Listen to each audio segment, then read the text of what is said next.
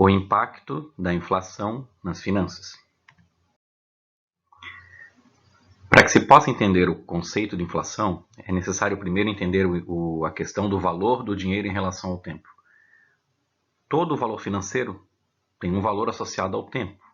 A gente sabe disso porque os produtos eles sofrem oscilações de preço ao longo do tempo, porque a moeda sofre sempre desvalorização. Essa desvalorização ocorre em virtude da inflação.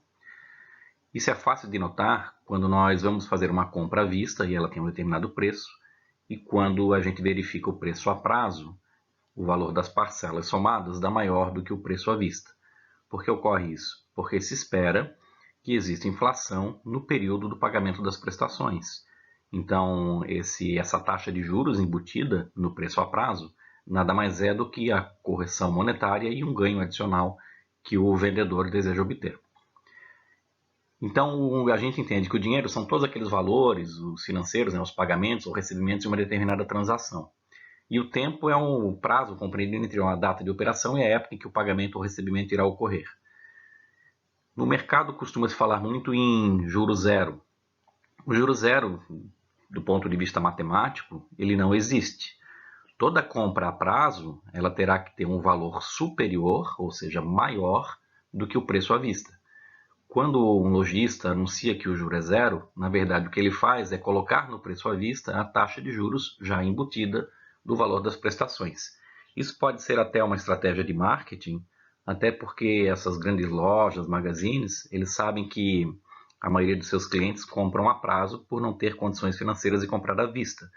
E como ninguém gosta de pagar juros, eles simulam no preço à vista o mesmo valor das prestações somadas, né? Então, esse tipo de procedimento causa uma certa ilusão dentro do mercado consumidor de que o juro é zero. Mas, do ponto de vista matemático, juro zero não existe, porque o valor do dinheiro é sempre associado ao tempo. Então, a inflação ela pode ser caracterizada como um processo de perda do valor aquisitivo da moeda, caracterizado por um aumento generalizado de preços. É importante entender esse conceito porque muitas pessoas confundem inflação com aumento de preços. O aumento de preços é uma consequência da inflação. Quando a gente fala de inflação, o conceito clássico, inflação que se caracteriza pela desvalorização da moeda, a perda do valor da moeda. Mas por que a moeda perde valor? Ela perde valor porque há um excesso de circulação de dinheiro num determinado mercado. Por exemplo, quando a gente tem um governo que tem gastos maiores do que suas receitas, ele tem que partir para um processo de, por exemplo, emissão de papel moeda para cobrir seus gastos. Então ele está inflacionando a base de pagamentos para que consiga cumprir suas obrigações. Quando a gente tem um excesso de moeda em circulação, nós temos o quê? Inflação. Uma inflação da base monetária, né, da quantidade de dinheiro em circulação. É evidente que se a produção industrial de um país não cresce e a quantidade de dinheiro cresce numa proporção maior do que o crescimento industrial, nós teremos uma quantidade limitada de produtos e uma quantidade muito maior de dinheiro. Para que seja alcançado um equilíbrio, o mercado promove então a desvalorização da moeda, que leva a um aumento generalizado de preços. Então essa é uma das características da inflação. É claro que o combate ao déficit público não se faz apenas pela emissão de papel moeda, né? Os nossos governantes geralmente eles recorrem a outras estratégias, como além de emitir papel moeda, eles também recorrem às questões de aumento de impostos ou a emissão de títulos públicos para captação de recursos no mercado junto aos investidores, né, que desejam comprar títulos, como por exemplo as letras do Tesouro Nacional. Bom, por que é importante estudar a inflação? Porque do ponto de vista da sociedade, ela causa algumas complicações, tanto na vida pessoal das famílias, como também na questão social como um todo do país. Então vamos verificar primeiro na questão familiar.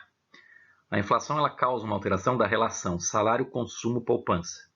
Vamos imaginar uma determinada família, onde o chefe de família tem um salário baixo, em torno de R$1.000. Com esse salário, ele dedica R$900 todos os meses ao seu consumo, ao seu sustento mensal. Seja os gastos com alimentação, ou não dá para fazer muito luxo com R$1.000, mas ele gasta R$900 por mês em consumo. E sobra R$100 no final do mês, que ele faz uma determinada poupança, Ele guarda um recurso para a sua vida futura. Ele consegue fazer uma poupança de R$100. Vamos imaginar que nesse país hipotético nós temos uma taxa de inflação de 10%, aproximadamente 10% ao mês. No mês seguinte, o salário desse indivíduo continua em R$1.000. Aqueles produtos que ele comprava no mês anterior por R$900, se sofrerem um reajuste de aproximadamente 10% ou um pouco mais, eles vão chegar a custar agora R$1.000, ou seja, o mesmo valor que o salário desse indivíduo. O que aconteceu com a capacidade de poupança? Zerou, ele não tem mais capacidade de poupança, porque todo o recurso financeiro do seu salário fica destinado ao consumo. Então a capacidade de poupança foi embora. Quando chega o terceiro mês, vem uma nova taxa de inflação de 10%, o salário do indivíduo continua em R$1.000, aqueles produtos que custavam 900, que depois passaram para próximo de R$1.000 e agora vão chegar a R$1.100, eles já não seriam, o salário já não é suficiente nem para a poupança e nem para o consumo dos produtos que ele consumia antes, porque agora os produtos sofreram os reajustes de 900 para 1.000 e de 1.000 para 1.100, enquanto o salário é apenas 1.000. Então a gente tem essa alteração da relação salário-consumo-poupança. Isso é ruim para as famílias, porque elas vão acabar trocando os produtos que elas compravam antes por uma quantidade menor de produtos ou por produtos de menor qualidade ou mais baratos. Do ponto de vista da sociedade, a inflação também é ruim, porque ela causa uma alteração na distribuição de renda de um país. Então a gente sabe, por exemplo, que as famílias de renda mais baixa sofrem muito mais com o processo inflacionário do que as famílias de renda mais elevada. As famílias de renda mais elevada, elas conseguem se proteger do problema inflacionário dentro do mercado financeiro através de aplicações financeiras nos bancos, onde você tem o seu dinheiro protegido pela correção monetária. Essas famílias de renda mais alta têm capacidade de poupança. A maior parte do seu salário não está destinado ao consumo, e sim à poupança. Então elas ficam protegidas no mercado financeiro desses consequentes aumentos generalizados de preços. Já as famílias de renda mais baixa, a partir do momento que elas já recebem o salário e não têm capacidade de poupança, elas não têm então a possibilidade de se defender no mercado financeiro perante a desvalorização da moeda. Então elas têm que destinar o mais rapidamente possível o seu salário indo a um supermercado para comprar o máximo de produtos possíveis, né? Senão elas vão comprar no dia seguinte menos produtos, na semana seguinte menos produtos, porque a moeda vai sofrendo perda de valor devido à inflação. O Brasil é um dos países que tem uma das piores distribuições de renda do mundo. Nós estamos entre os 10 piores países em distribuição de renda. Isso é um problema crônico que existe no nosso país. Um dos fatores que leva a essa má distribuição de renda é um processo inflacionário gigantesco que nós tivemos durante várias décadas. Então, antes do Plano Real, em 1994, nós tínhamos taxas de inflação que passavam de 1.000% ao ano. Eu me lembro que eu cheguei a pegar, num determinado momento, taxa de inflação de 85% ao mês, o que é algo extremamente inimaginável nos dias de hoje, né? Onde a gente tem taxas de inflação bem menores, em torno de 3,5%, 4% ao ano. Então, a inflação é a perda do valor aquisitivo da moeda ao longo do tempo. Então, dinheiro e tempo são duas variáveis que andam juntas para a gente poder entender, então, o conceito de inflação. Essas taxas são sempre expressas numa unidade de tempo, né? Por exemplo, 1,2% ao mês, 4,5% ao ano, 7,4% ao ano, 85,6% ao ano. O que geralmente a gente vê na mídia sendo divulgado não é, na verdade, a taxa de inflação. Isso é um jargão popular que se usa, né? Mas o que a gente vê são índices de custo de vida, né? Porque se faz uma média do aumento de determinados preços que são coletados, e aí nós temos alguns índices que medem o custo de vida.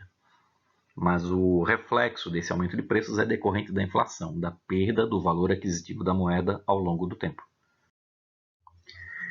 Olhando um pouco a história da inflação, nós voltamos um pouco ao tempo, em 1913, onde tivemos uma inflação chamada de galopante na Rússia, entre 1913 e 1917.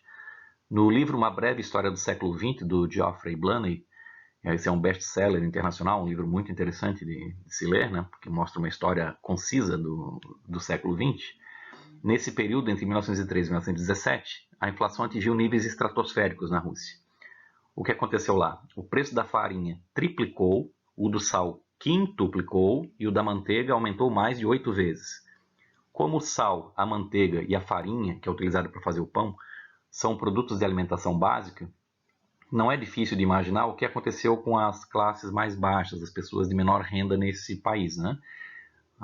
ponto de vista que os salários não foram multiplicados por 3, nem por 4, nem por 5, nem por 8, né, como no caso da manteiga, mas os preços sim. Então as pessoas elas tinham que destinar uma maior parte do salário ao consumo, perdiam a capacidade de poupança, até mesmo para consumo de alimentos básicos, né, do seu dia a dia. Outro exemplo clássico que a gente tem quando fala em inflação é a hiperinflação que ocorreu na Alemanha entre 1922 e 1923. Nesse período, que é entre a Primeira e a Segunda Guerra Mundial, a taxa de inflação alcançou a taxa de 1 trilhão por cento. É uma taxa até difícil de a gente conseguir imaginar, devido à quantidade de zeros que tem atrás desse valor, né?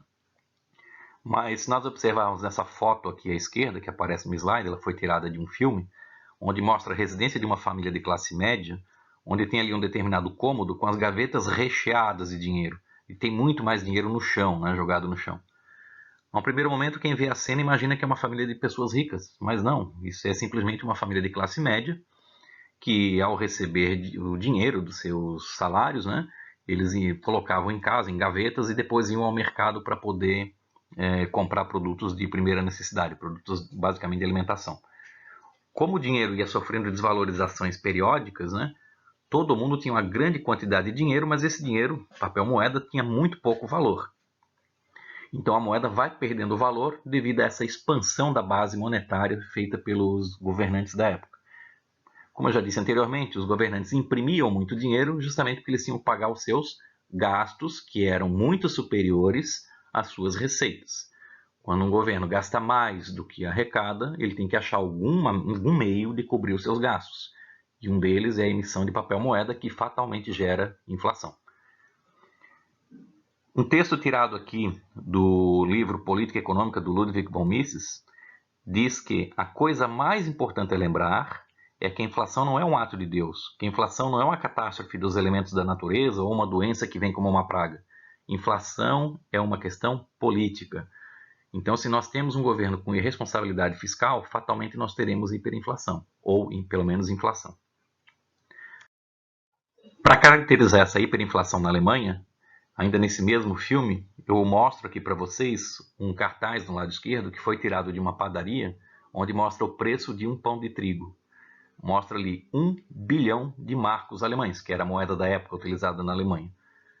Era até difícil você conseguir comprar um pão, né? Imagina aquela família que tinha uma quantidade enorme de dinheiro em casa e aquele dinheiro praticamente não tinha valor, né? Você tinha que pegar um carrinho de mão desses da construção civil, encher de dinheiro e se dirigir até uma padaria. Chegava lá na padaria, você despejava aquela quantidade de dinheiro no balcão da padaria e pedia um pão de trigo. Então, como nessa época o dinheiro tinha muito pouco valor devido à hiperinflação, o que as pessoas acabavam fazendo era o chamado escambo, né? Elas acabavam trocando. As pessoas produziam tomates, iam até as padarias e trocavam tomate por alguns pães.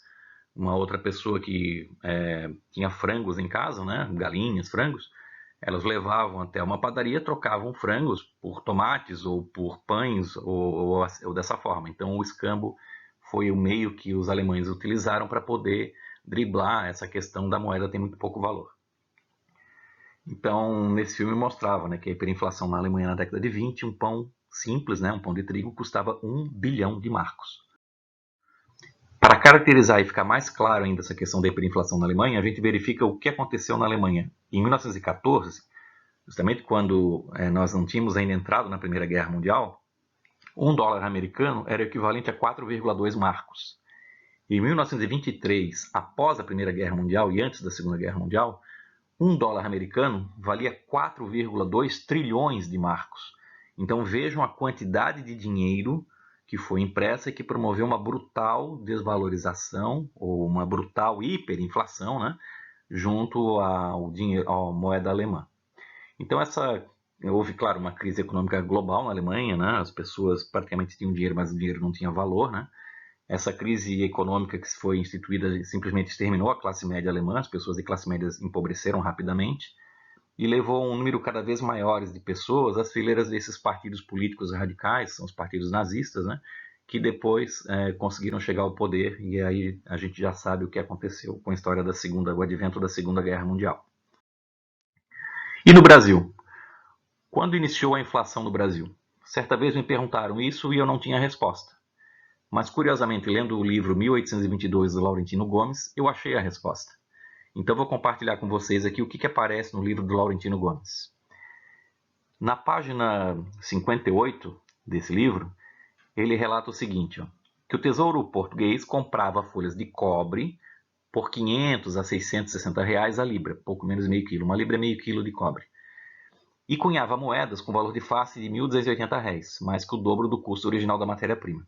Para explicar isso aí, para ficar mais fácil de entender, seria o seguinte, o lastro da moeda nessa época era a quantidade de metal que existia na moeda. Então, se a folha de cobre tinha um valor de 500 a 600 reais, a quantidade de moedas que você poderia cunhar com essa folha de cobre, somadas, teriam que dar entre 500 e 600 reais, e não 1.280 reais, porque senão o governo estava fabricando moeda sem o determinado valor, ou sem determinado lastro, né? Então esse era um dinheiro podre, sem lastro, mas ajudava o governo a pagar suas despesas. Dom Pedro I havia aprendido a esperteza com seu pai, o Dom João, que também recorreu à fabricação de dinheiro em 1814. Olha o que o Dom João fez. Dom João mandou derreter todas as moedas estocadas no Rio de Janeiro e cunhá-las novamente com valor de face de 960 réis. Ou seja, de um dia para o outro, a mesma moeda circulante passou a valer mais 28%. Mas é uma valorização fictícia, porque depois o mercado enxerga essa inundação de dinheiro de mais valor no mercado e os preços sobem. Então é o que é explicado em seguida pelo Laurentino Gomes. Com esse dinheiro milagrosamente valorizado, Dom João pagou suas despesas, mas o truque foi logo percebido pelo mercado de câmbio, que rapidamente reajustou o valor da moeda para refletir a desvalorização. A libra esterlina, que é a moeda inglesa, que era a moeda do comércio internacional, a Inglaterra era a maior potência econômica do mundo nessa época, a libra esterlina, que era trocada por 4.000 réis, passou a ser cotada em 5.000 réis. Logo, os preços dos produtos em geral subiram na mesma proporção. Então, por volta aí de 1814, que a gente tem a história então do início do processo inflacionário no Brasil. E, curiosamente, a causa é o déficit público. Os governantes gastando mais do que arrecado e não tendo condições de cumprir suas obrigações. Então, recorreram à fabricação de dinheiro, gerando inflação. Então, a inflação ela precisa ser combatida porque ela causa um impacto muito grande para a vida das pessoas, para a sociedade e também para as empresas. Então, uma das funções essenciais dos nossos governantes é manter um equilíbrio fiscal que leve a sociedade, né, o país, a ter uma moeda relativamente forte, onde as pessoas possam ter uma confiança no mercado financeiro e possam fazer suas transações e planejamentos financeiros a longo prazo. O que ocorre, por exemplo, na vida das empresas quando a gente tem um processo inflacionário instituído? Verificamos aqui que as empresas fazem sempre um acompanhamento das variações dos custos e dos preços de venda. Se a gente tem um processo inflacionário, fatalmente para as empresas, os seus custos terão uma elevação de preços. Então, eu coloco na parte de baixo do slide uma linha do tempo, onde está escrito ali principal, que seria um custo, um determinado momento. Quando é instituído o processo inflacionário, eu vou ter um montante, um valor futuro. Seriam esses custos bem mais altos num determinado tempo futuro. Porque durante esse período entre o momento zero, onde foi feito o custo inicial, e o momento futuro, onde tem o montante, a gente tem a desvalorização da moeda que promove um aumento generalizado de preços. E todo custo para uma empresa é um preço. Então os preços sobem. Qual é o problema da empresa? Não basta repassar esse aumento de preços dos seus custos para o preço de venda dos produtos? Seria muito simples fazer isso se a empresa não perdesse participação no mercado, né?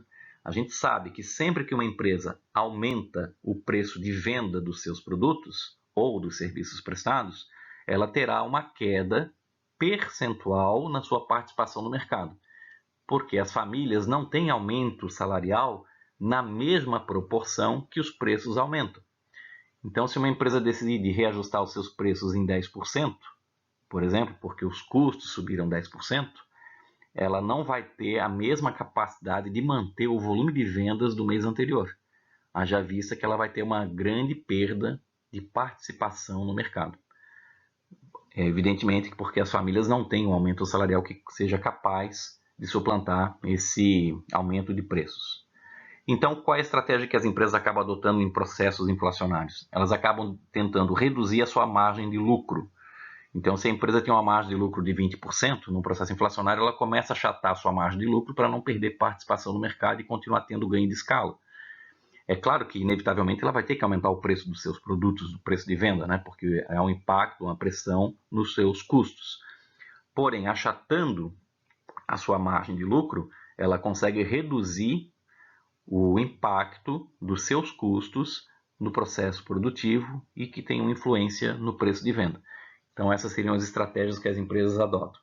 Então, é evidente que a inflação não é boa para as empresas, né? Porque ela vai ter, de alguma maneira, uma perda de participação no mercado ou, então, um achatamento na sua margem de lucro.